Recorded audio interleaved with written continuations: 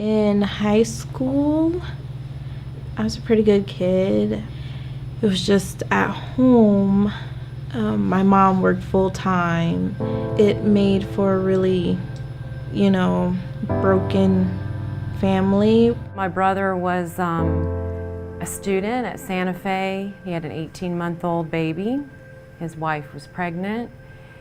And because he went to school during the day, he found a job in the evening or at night working at a hotel. When I became older, I kind of started talking to boys, and I ended up getting pregnant. And that's when things started going downhill. The offender's name is Anthony Cobbs. On the early morning hours of December 7th, a car pulled up. Anthony held him up. My brother gave him the money, but then he pulled the trigger and the gun jammed. My mom was disappointed. My dad was coming home from prison. One day we were arguing and I just couldn't take it anymore, and I was gonna leave, and she took my baby. My brother ran, but there was a desk in front of the door that would have exited to the outside, so all he could do was just lay down and hide under the desk. I tried to, follow her, and she blocked my way, and I pushed her. Anthony chased him in there and shot him point blank in the cheek and in the temple. And then she called the police, and I got arrested. I think we all know what peace is at some moment of time in our lives. We've fallen in love, we see a baby, the plant grows, you smell a flower. There's a moment where everything else vanishes.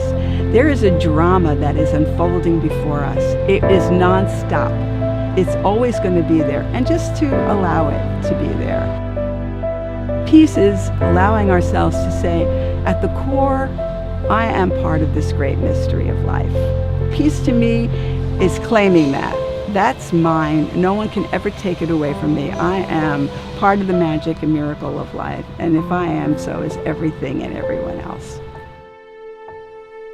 The impact of the crime on me and my family and friends even to this day is tremendous. You really become a different person. So part of the healing had been to go and meet Anthony. I had so many questions, and really the big question that I had, I think, my entire life until 2 years ago when I got to meet him was, why did you kill my brother? I'll never forget seeing him walk through the door. I was just so immersed with emotion, just a flood of emotion came over me, and I just cried. There were a lot of things that I wanted to say to him, and I wanted to let him know he had taken away a wonderful person. I thought to myself,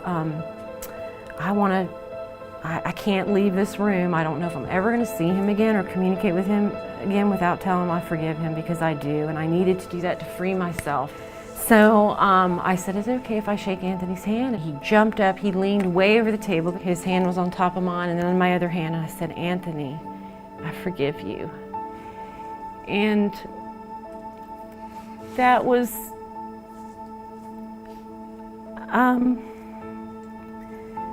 so empowering, and I couldn't help but think, and I'm just holding the hand of probably the hand that held the gun that shot my brother.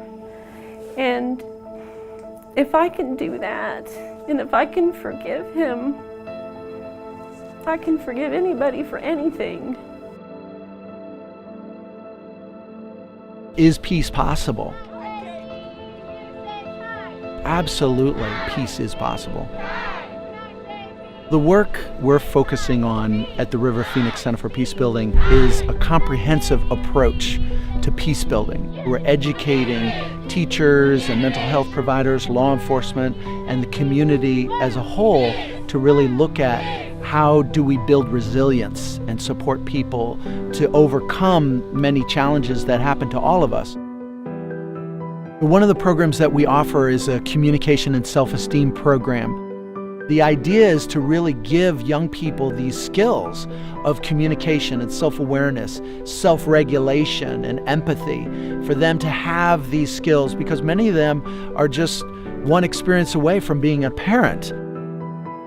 That class really changed the way I communicated with everyone.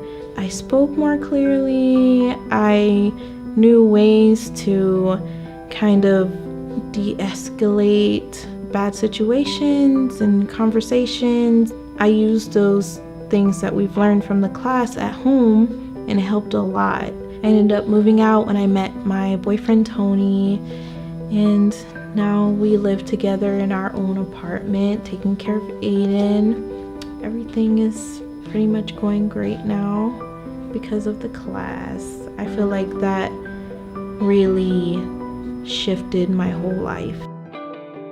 Peacebuilding is a very exciting and emerging field around the world, and it has to do with providing structures and resources and support that address all levels of a society to lift everyone into their highest potential. Programs that we offer at our center are the Police-Youth Dialogue to address disproportionality, trauma training and resilience building, Peace Through Sports, where we're helping promote physical literacy and emotional literacy through play, restorative justice, really to address the challenges that exist in the criminal justice system, and bringing victims and offenders together. I heard that River Phoenix Center for Peacebuilding was doing programs in the schools. Actually, I heard it from my son. He would tell me about this class and that he learned about empathy. And then I learned more about it, and they were talking about anti-bullying. And then I knew, this is what I need to do. And these are the people that are going to help me. And nothing happens overnight. But I do have a piece that I did not have before.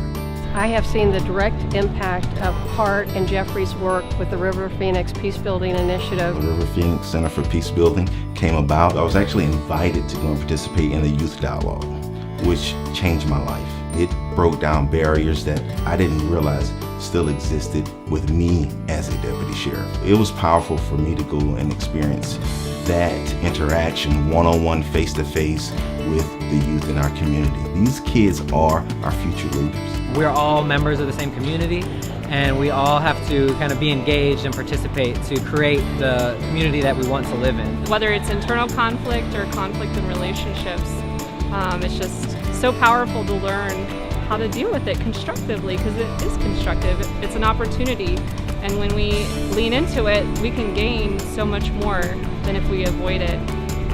Everybody can be a face for peace. How can you contribute?